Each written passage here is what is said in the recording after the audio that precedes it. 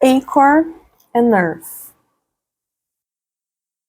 I never knew an Earth that was unaware of life elsewhere. The Cetus probe scooped up bacteria-laden samples from Europa's geysers 29 years before my birth. The first rover photographs of fossil arthropods on Mars arrived while my parents were still in trade school. I don't know what it was like in those lonely years before, when our view of Earth's place in the universe was one of a solitary haven, an oasis in a galactic desert. In some ways, I wish I did. I wish I could have been there the day the first positive results were radioed back from Sirius. I wish I could tell you what it was like to be in one of the old mission controls, or research labs, or newsrooms, learning in real time with the rest of the planet that our small worldview had been magnificently blown apart. But by the start of my life, just 3 decades later, extraterrestrial life was common knowledge, something every kid took for granted. Humans are nothing if not adaptable. Another wish, that I could tell you I always wanted to be an astronaut. That'd be a much better story, wouldn't it? Some of my colleagues could, and can, claim that. An entire life set in motion by the sight of Saturn's ring through a sidewalk telescope, or a furious sense of purpose imbued in the instant they saw those first fuzzy images of a cloud-flecked blue-green exoplanet. I can claim none of these inspirations as my own. I was 4 when the Tartar Space Telescope photos came back, and I do actually remember being shown them. My mother lifted me into her lap in front of her tablet. Her voice was hushed with wonder, and she held me tight. "Look, honey," she said, "that's a planet from around a different star. It's got air and oceans just like we have." What I said next is lost to time and the fluff of memory, but what I do recall clearly is utter nonchalance.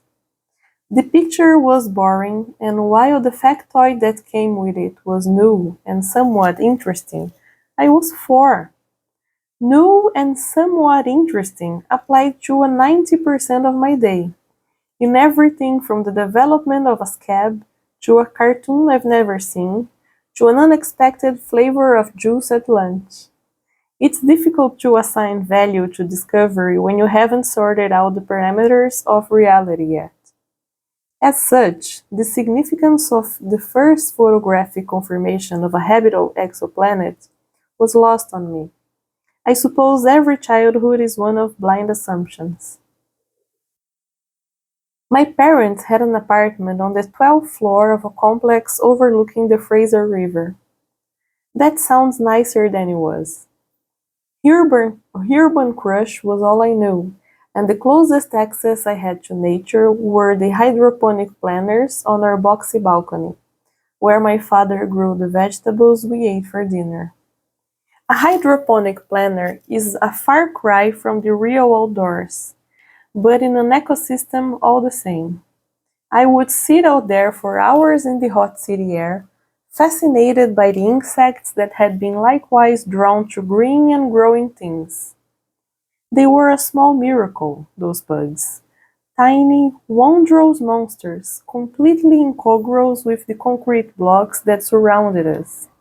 Miniature beasts that appeared like magic and belonged in places far wider than my father's bell pepper crop. There were beetles and bees, spiders and caterpillars. I watched them lift and rappel from leaf to leaf. I let them crawl on my palm. I marveled at how something so small had found its way to a location that seemed impossibly high up, even for me. The unfathomable giants sharing their space. They had their own dramas, their own goals. They did not need me, like a dog or a goldfish might. It was that independence, that complete separation from the human realm that I loved about them the most. Some insects are born twice, in a sense. First, an egg is laid. Eggs are the given path for most species on Earth, and among larger animals who reproduce this way, this is a simple affair.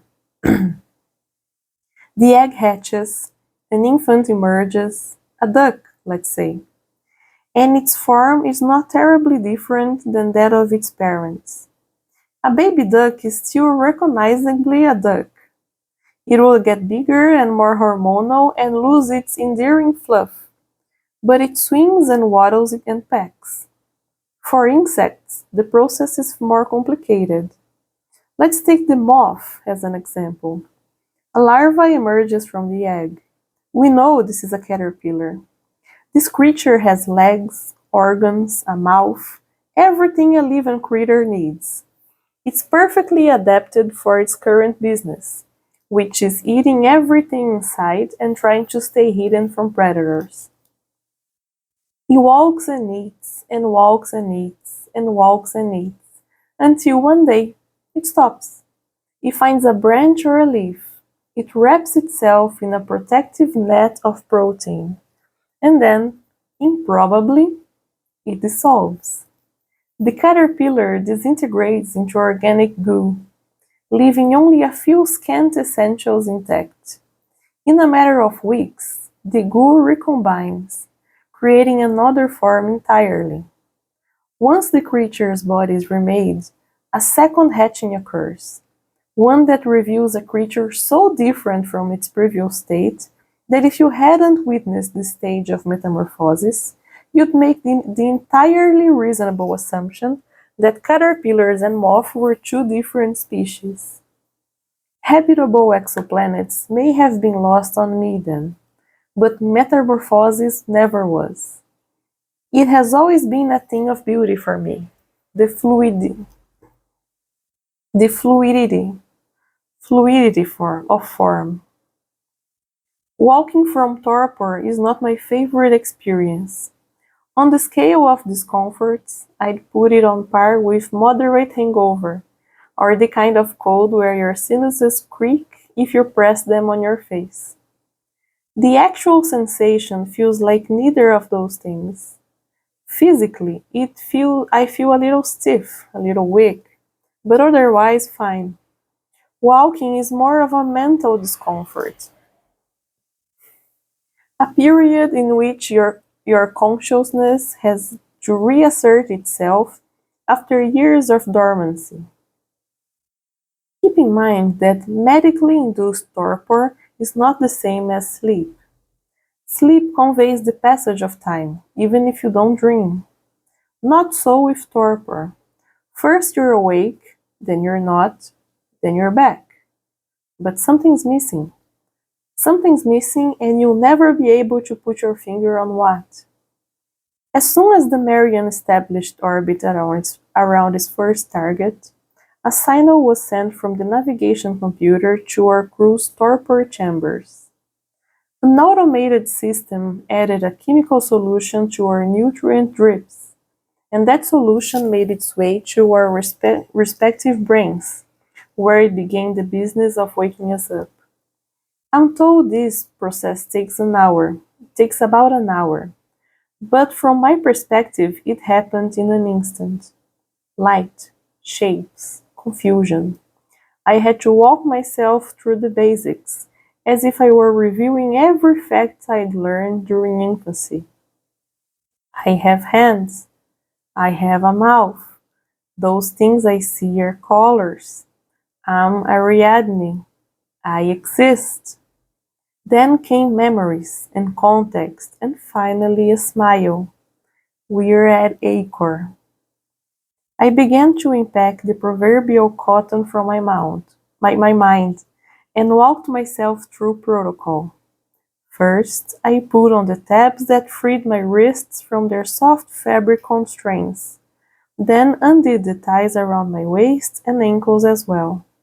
This may sound macabre, being tied up inside what amounts to a high-tech shipping crate, but the restraints are for a good cause, and removing them by yourself is a breeze.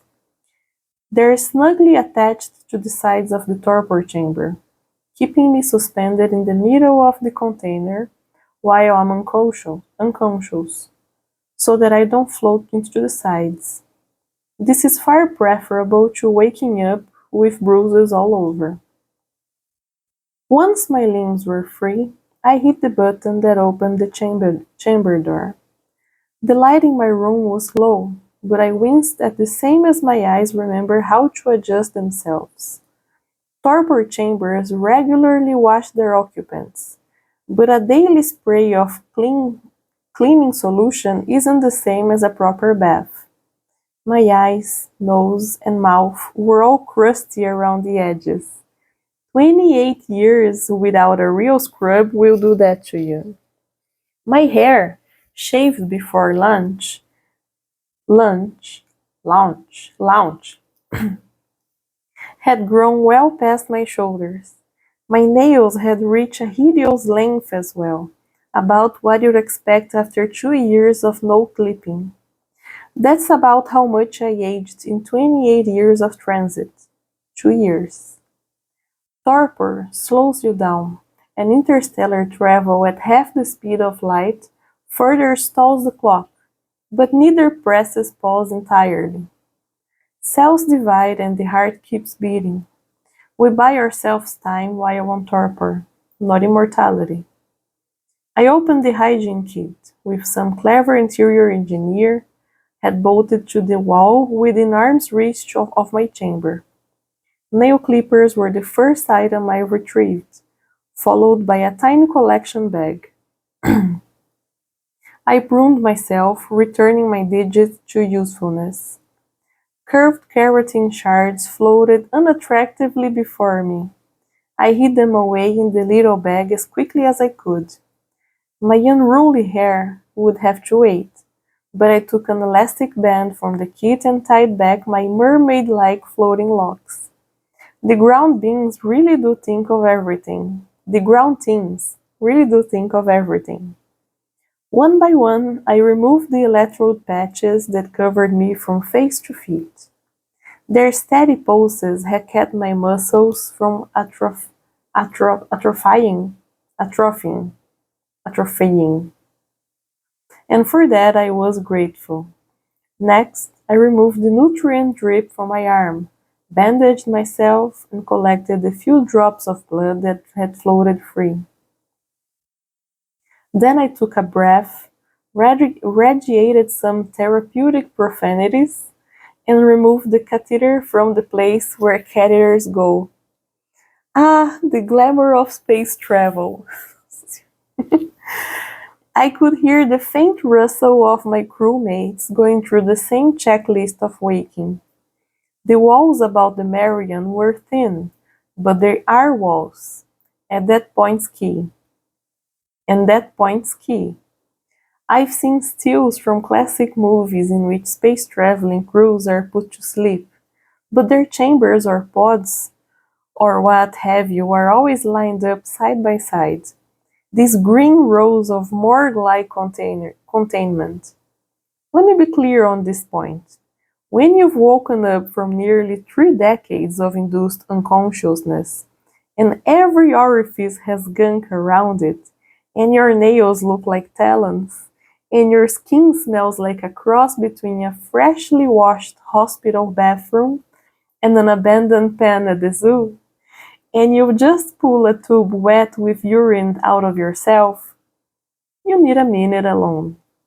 And that's only taking basic hygiene and vanity into consideration. There's an even more important psychological matter at hand during this time: the mirror.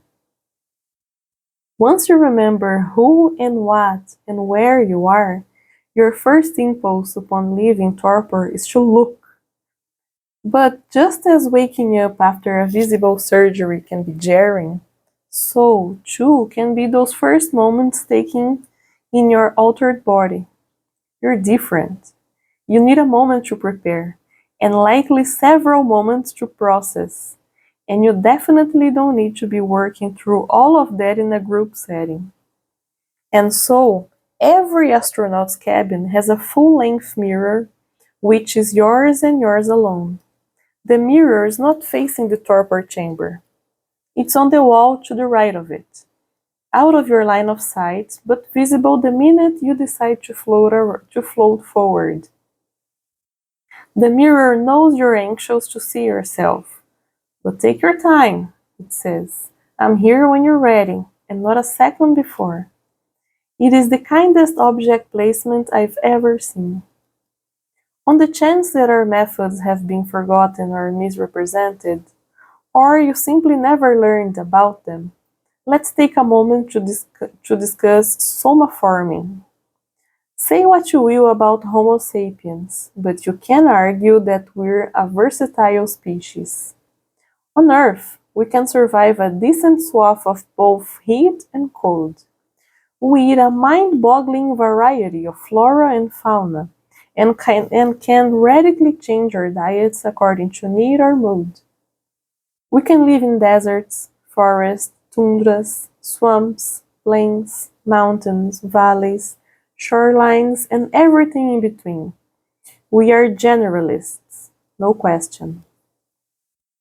But take us away from our home planet, and our adaptability vanishes. Extended spaceflight is hell to the human body.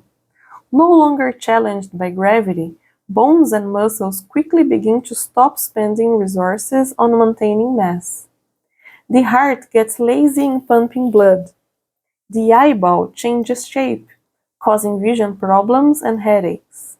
Unpleasant as these ailments are, they pale in comparison to the onslaught of radiation that fills the seeming void. In the early decades of human spaceflight, 6 months in low Earth orbit, a mere 200 miles up, was enough to raise your overall cancer risks a few notches. The farther you head into interplanetary space, away from the gentle atmospheric shores of Earth, the worse the exposure becomes.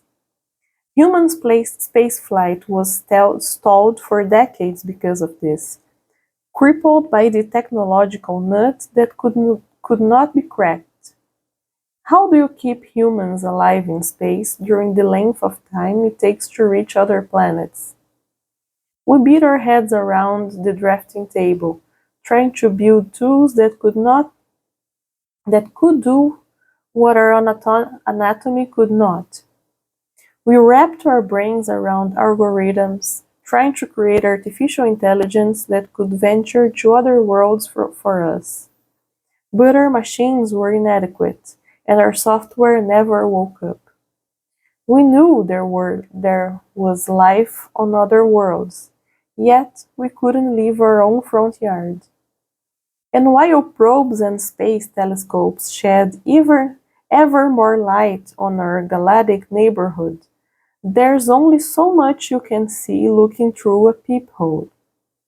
To properly survey a place, you need boots on the ground. You need human intuition. You need eyes that can tell when something that looks like a rock may be more than a rock. It ended up being far easier,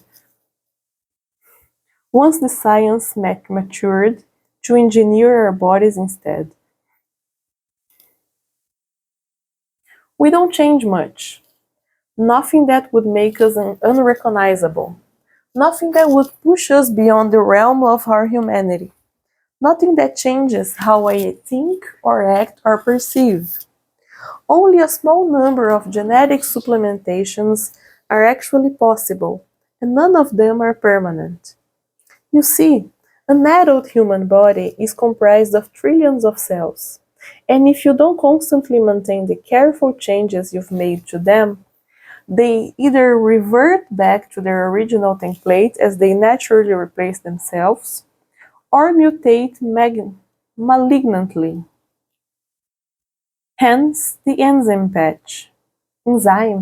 the enzyme patch, a synthetic skin-like delivery system that gives our bodies that little extra we need to survive on different worlds.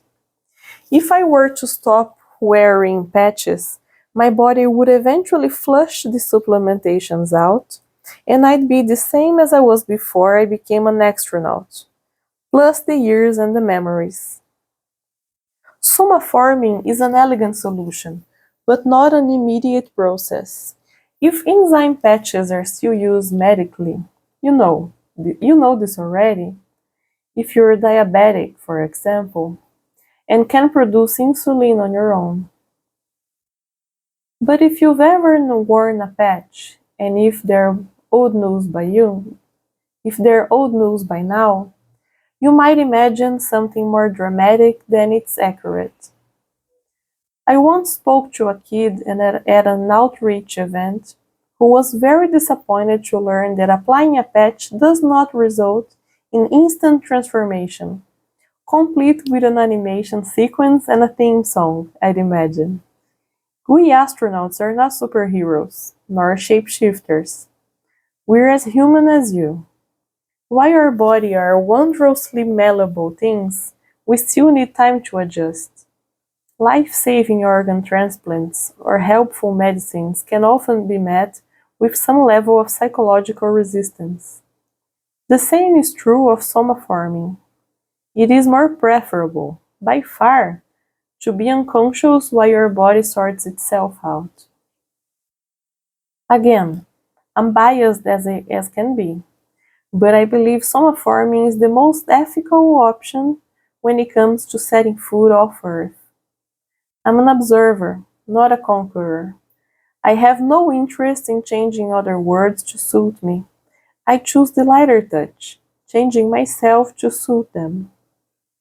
At first glance upon waking at Acre, I did not look particularly different. The enzyme patch in my shoulder, regularly swapped out during torpor by a helpful robotic mechanism, has been supplying me with the same sort of basic astronaut survival kit that I'd maintained since my first training mission in low Earth orbit. My blood produces its own antifreeze to survive the extreme temperatures of both space and ground. My skin passively absorbs radiation and converts it into sustenance. These additions I have had for a long time. But as my weightless body shifted in microgravity, drifting like kelp in a gentle sea, a new supplementation made itself clear: glitter. I can think of at least one lab tech back home who would frown at me for calling it glitter. Technically, what I possessed was synthetic reflectin, a protein naturally found in the skin of certain species of squid. But come on, it's glitter. My skin glittered for a moment, and for a moment I felt childlike glee, like I'd emptied a bunch of craft supplies on myself, like I'd had my face painted at a carnival, like I'd flown here in a cloud of pixie dust. But it was practical, the astroglitter. Acor is roughly as far from its star as Uranus is from our own, which makes for a sun no bigger than a fingerprint in the sky. Night and day do not look dramatically different. Here, glitter served me the same purpose for us that it does for sea-dwelling animals back home. It catches and refracts light. While we would be clothed for the majority of the workday, being able to spot your crewmates' glittery faces on a pitch-black ice field certainly wouldn't hurt. We also needed to limit the use of work lights on said pitch-black ice fields, because light means heat, and we didn't want to cause melt. And indoors, reflecting means less energy spent on indoor lighting, which is great in a world where solar panels are useless and everything runs on battery. Besides which, I glittered. It felt like a damn shame to put my clothes on, but I managed it all the same. Chicondi was the first person I saw that day, and his face was far more startling to me than my own. To my memory, I'd said goodbye to him about an hour prior, but there he was, scruffy faced and sparkly skinned, and noticeably older. He is the youngest of us, and the 2 years of aging had a more marked effect on a face in its twenties. He was thinner too, and so was I. But I'd spent so much time mentally preparing for how I'd be different that I hadn't thought much about how my friends might change. Clearly, Chicondi felt the same, because he stared at me for a moment before ending the awkwardness with a laugh. "Good morning," he said. "Good morning," I returned. "Sleep well?" I had this weird dream. I was helping my brother reorganize a massive library, and the books were written in gibberish. And suddenly I realized they weren't books at all, but cake. I frowned. Nothing about this conscious mind should have been active. I began to mentally rifle through what this could mean, everything that could have gone wrong with the chamber, the malfunctions I'd obviously missed during inspection, the unforeseen consequences this could mean for his brain. Chicondi smiled slyly at me. "Ariadne, I'm kidding." He laughed again. I cuffed his shoulder gently, then flipped my head down, floated past the ladder, and pushed myself along the walls with my hands. "So you are all right, right?"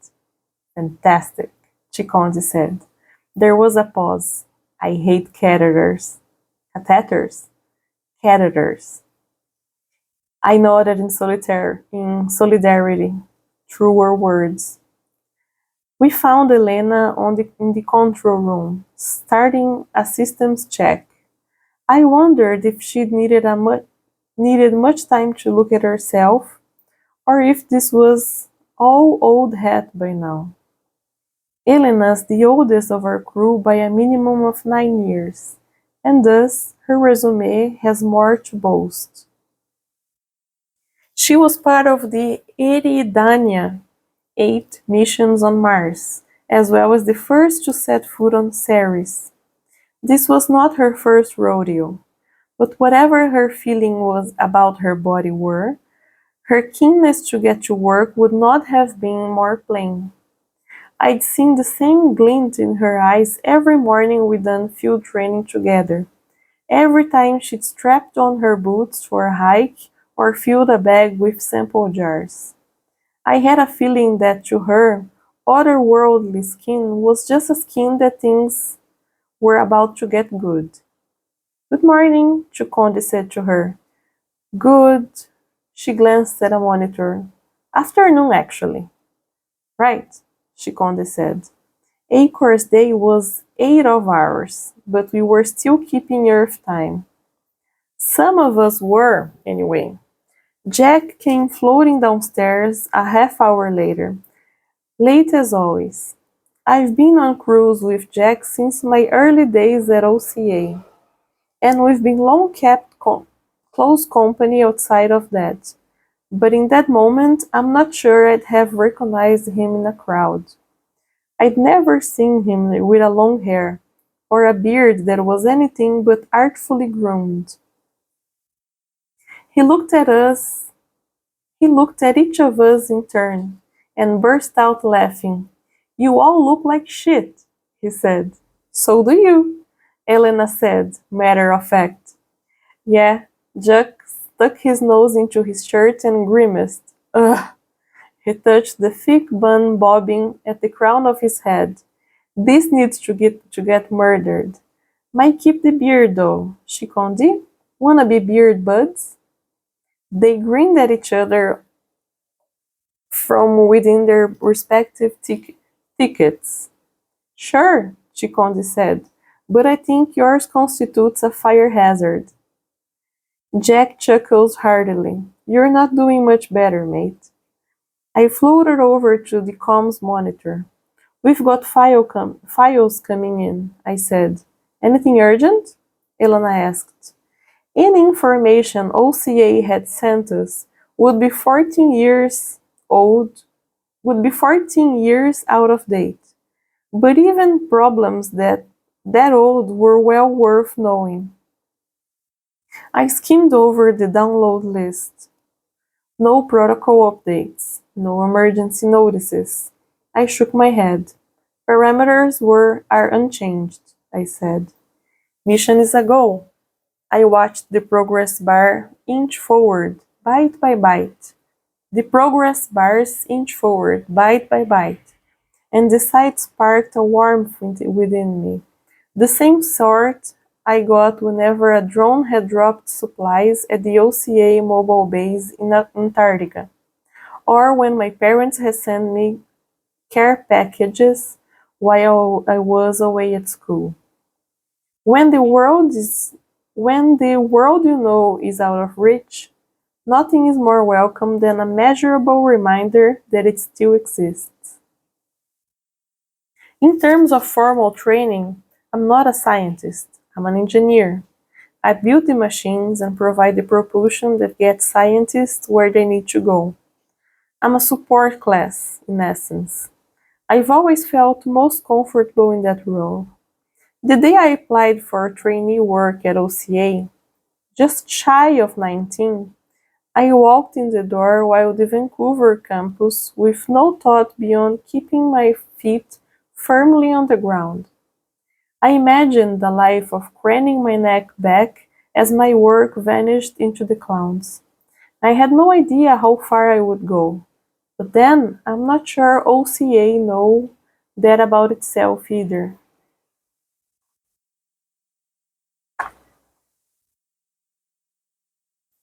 It's understandable why humans stopped living in space in the 2020s.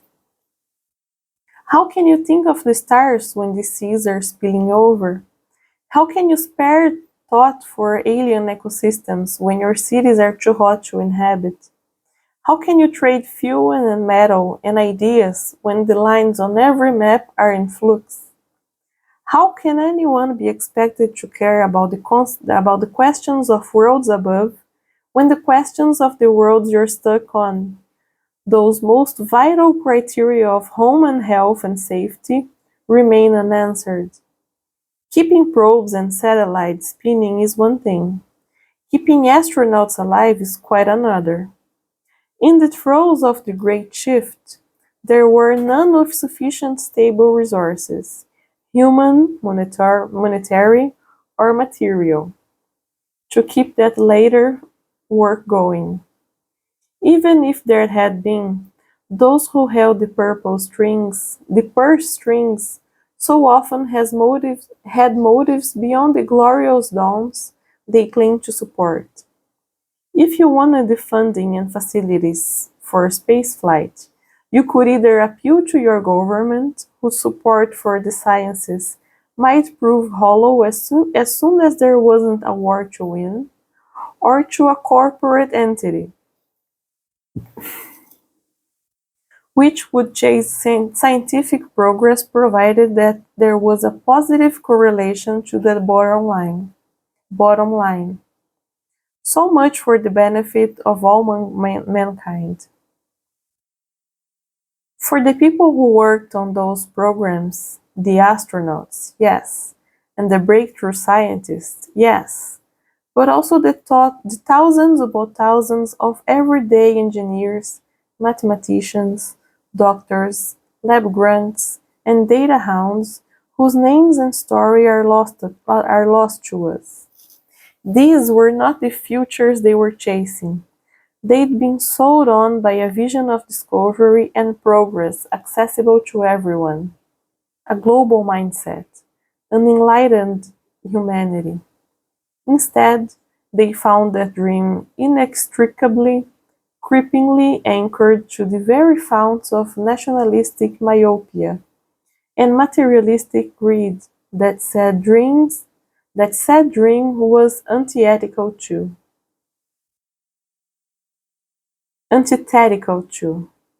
I imagine many despaired at this reality, and perhaps lost heart. But our history remembers those that did the opposite. The people of science, after all, are stubborn beyond the point of sense. Have you ever been in a place where history becomes tangible, where you stand motionless, feeling time and importance press around you, press into you? That was how I felt the first time I stood in the astronaut garden at ONC PNW. Is it still there?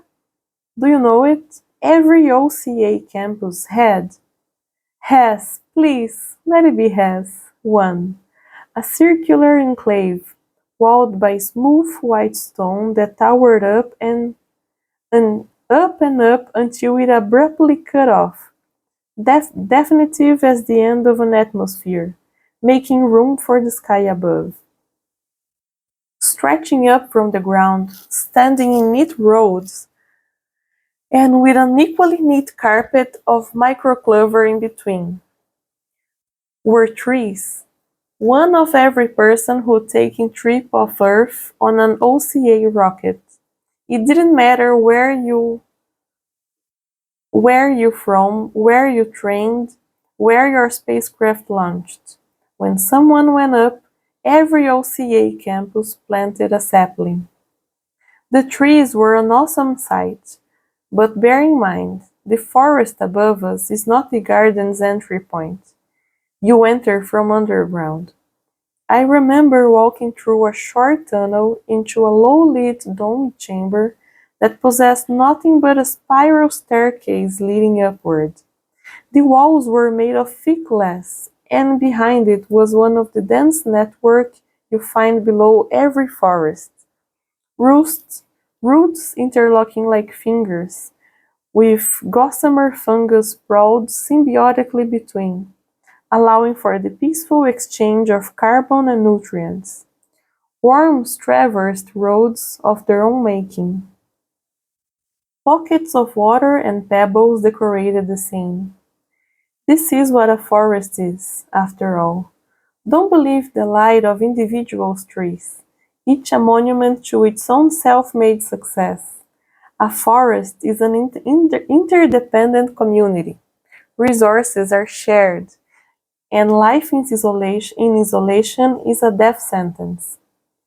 As I stood contemplating the roots, a hidden timer triggered, and the lights faded out. My breath went with it. The glass was etched with some kind of luminescent colorant, invisible when the lights were on, but glowing boldly in the dark. I moved closer and I saw names, thousands upon thousands of names, printed as small as possible. I understood what I was seeing without being told. The idea behind open cluster astronautics was simple: citizen funded spaceflight. Exploration for exploration's sake. Apolitical, international, non-profit.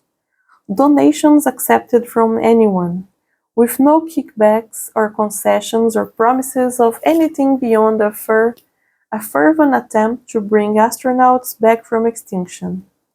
It began in a post thread kicked it off on 2052, a literal moonshot by a collective of frustrated friends from all corners. Former thinkers for big names gone bankrupt, starry-eyed academics who wanted to do more than teach the past, government bureau members whose governments no longer existed. If you want to do good science with clean money and clean hands, they argued, if you want to keep the fire burning even as flags and logos came down, if you understand that space exploration is best when it's done in the name of the people, then the people are the ones who have to make it happen. And we did. Their names are on the root level glass, those original 12 in font no bigger than any other. So are the names of everyone who has ever given anything to the cause. Doesn't matter if you're a millionaire who kept our lights on every year, or somebody who donated a spare tip to the cause, a grand total of ones. The amount a person can spare is relative. The value of generosity is not. All those little cobbles were enough to pave the road back to Luna, then to Mars, and to the asteroid asteroid belt and beyond. I tried to find my name on the wall. I'd given all my beer money to an OCA employee I'd heard speak at school 4 months prior, but the lights came back before I located myself. I was returned to the world of tendrils and worms, fungus and rock, locked together in an unbreakable web.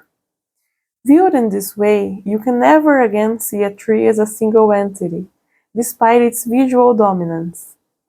It towers, it's impressive, but in the end, it's a fragile endeavor that could only stand thanks to the contributions of many. We celebrate the tree that stretches to the sky, but it is the ground we should ultimately thank. 150-odd years of people making spacecraft that can land themselves on other planets has made my responsibilities as pilots more of a backup plan than anything else. I absolutely need to be there with my hands on the proverbial wheel in case something goes wrong, and I approach that job with deadly seriousness. Even if nothing else ever does go wrong, I have to prepare as though it might. On Acre, it did not. We descended into the atmosphere without a hitch. The air allowed us through, and physics led the way from there. My body traveled through a spectrum of gravity. First nothing, then a fast crescendo of sluggish weight that transitioned into ever-increasing lightness. The change plateaued in an unfamiliar state, one that was lighter than Earth, but heavier than its moon. This was a gentle world, one that wouldn't drag you down or trip you up. It was a small delight, that point in 6G, the gravitational equivalent of a sip of cold soda or a quick shoulder rub. The Marian's landing legs had barely finished deployment before Jack was undoing his safety restraints. "Dibs on shower," he said. The rest of us groaned in protest. Showerings were an utterly impossible activity in a weightless environment, unless you like the idea of floating in the middle of a spray of spherical blobs that go everywhere but where you want them to. We hadn't been able to properly clean ourselves since coming out of torpor, and we were all aching for a turn in the stall. "You don't want a haircut before you shower?" Elena asked, unbuckling her own restraints. Hair we could have addressed in microgravity, but then you have to use a vacuum cleaner. It's so much easier when the clippings fall straight down. Jack pointed at Elena in agreement. "Dibs on clippers." "Okay," she said, heading down the ladder. "But first haircut means last out the hatch." "Oh, that's not fair," he said, following after. I punched buttons. "All systems nominal, if anyone cares," I said. I wasn't actually fussed in the slightest. If anything, I took it as a sign of their trust in the Marian, which, by extension, was something of a compliment to my ability to keep an eye on her. Chicondi flashed me a thumbs up as he descended from the ladder. "I care." "Thanks, Chicondi." I finished my landing sequence and followed the others down the ladder. It's always odd, being able to only move downward in a space I floated in minutes ago. Despite our collective grunge, there was a fizzy impatience in the air as we buzzed our heads and took turns in the compact shower. There was a whole moon waiting outside, but first we had to bathe. If you want to see the highly trained astronauts devolve into twitchy 5 years old, this is the time to witness it. Nobody wants to take a bath before they go out to play. We gathered in the cargo hold after we'd finished putting ourselves together. Jack produced a six-sided die from his pocket and set it on a storage crate. Who's feeling lucky? Elena picked up the die and turned it between her fingers. High or low? Low? Jack asked, looking around for agreement. We all nodded. Low. One is best. Elena rolled and scoffed. 5. Chicondi went next. 3. Jack followed him. He laughed as the die came to rest. Another 3. Beard buds, he said to Chicondi and gave him a high five. You didn't keep your beards, I said. Thank God, Elena added. Doesn't matter. Beer buds are more of a state of mind, Chiconti said. A state of mind, Jack affirmed. I rolled my eyes, then the die. I stared. 2. I kept staring even as Jack hooted and Chicondi clapped me on the back. I'd be the first out the door. If the OCA media archives are still around, you can find footage of Lowkey's 6th lunch party. The campus hall was decked to the nines. The tall ceiling under which I'd attended so many meetings, almost unrecognizable behind its costume of banners and colored lights. The place was packed, as was to be expected. In addition to the project teams and the project teams' families, you'll see the press and the press's families and citizen supporters from all over the world. If you watch the footage, you'll see us too. 4 people waving our way through a sea of humanity, shaking hands and giving hugs and accepting gifts. You'll see Elena, in her sharp suit and her cresting hair, the consummate professional, as effortlessly approachable in a throng of 1,000 as if she's been in a lecture hall of 100 or at a family dinner of 10. You'll see Jack, a rakish grin on his face, and his jacket crumpled just so, getting high on the OCA Oceania crowd going batshit for their Melbourne-raised hero. You'll see Chicondi, handsome as a portrait and the most nervous I think he's ever been in his life. He loves people, and I wouldn't categorize him as shy, but he's infinitely more comfortable in an audience than in the spotlight. That's why you'll see me. That's why you'll see me at his side, the one in the blue dress, whispering stupid jokes in his ear to keep him smiling in a sea of cameras.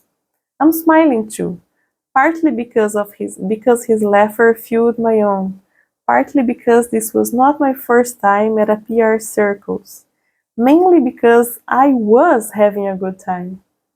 Party's a party, and when it's a party for you and the people you love best, it's hard not to enjoy yourself. If you watch closely, though, you might catch a moment when my face falls. I don't know when in the evening it happened, but it's the thing I remember most. That's the moment when I saw my family in the crowd. My parents, my brother, my sister-in-law, my little nieces. I knew they'd been there, but I hadn't expected to see them in the context of my public rounds on the floor. They cheered for me, my family. They cheered and called my name and jumped up and down. Jumped up and down. I could see the pain in their eyes too, a pain that matched the same I'd buried behind my practiced smile. A return to Earth is a key component of all the Loki missions. OCA has vehemently opposed to putting people aboard a one-way flight. Our mission is to catalog, not to colonize. Returning to the world you'd labored to gather knowledge is for psychologically vital. You had to remember who you were doing the work for. You had to know the finite spacecraft that carried you would not be your final home. Without a restful, full circle ending awaiting you, an astronaut under duress might decide to cut the cord, to make a home on a world that was not theirs. Loki 6 would return to Earth, our mission briefing unequivocally declared. We'd just be doing so in 8 years. We astronauts are taught to compartmentalize the realities of interstellar flight. The launch party is a public celebration. The family day that begins the following morning is a time for private grief. There is no schedule that day. Our PR shepherd was not tapping his foot and checking his clock while holding a pack of tissues. The day belongs to you and yours. I will not detail here what I did or said on Family Day, or repeat the words that I still echo in my ears. That belongs to me alone. I'm not going to perform that part of myself for anyone. I won't say either how it went for my crewmates, though we've unpacked that baggage among ourselves many, many times. I'll explain my family day. I'll explain Family Day for you in the most astronautical way I know. A simple briefing. You get in a car and you go to a place of your choosing. A park maybe, a beach, a house rented for the occasion, complete with doors that lock and blinds that lower. You hold everyone as tightly as you can. You tell them you love them. You tell them you know. You tell them goodbye. You cry a lot. You keep crying until you're back at the campus. You cry until you run the sink and vomit. You cry through that as well. You wonder if you're a bad daughter, a bad friend, a selfish asshole, placing their own intellectual wankery above the living, breeding people who poured everything they could possibly give into her, and were rewarded the sight of her walking away forever. You never answer the question, and you never will. You strap into a rocket and ship away. Somehow, you leave. My heart pounded as I put on my suit. We wear suits, of course. TVA suits. For the ground. That's terrestrial extravehicular activity. And the infinitely bulkier EVA suits. Plain old for extravehicular activity. For spacewalks. TEVA suits are partially for our own protection, but mostly to protect the world from ourselves. This is another misconception people have about somaforming. The notion that our supplementation means we can stroll around alien environments in brilliant nudity, passing through any biome with no more impact than a soft breeze. It's a romantic image, but one that would be reckless in the extreme. Even after watching, human skin is laden with bacteria that are, to us, good and necessary, but would wreak havoc in a new ecosystem. We exhale bacteria too, in the micro droplets of moisture that travel through our airways. Symbiotic microbes aside, there's no telling that human contaminants could do to an environment. Is our skin oil toxic to the life there? Do we shed allergens? Are we passively poisonous? There's no way of knowing. Plus, we could get sick too. and that would be the end of the mission, and likely ourselves. Hence, suits.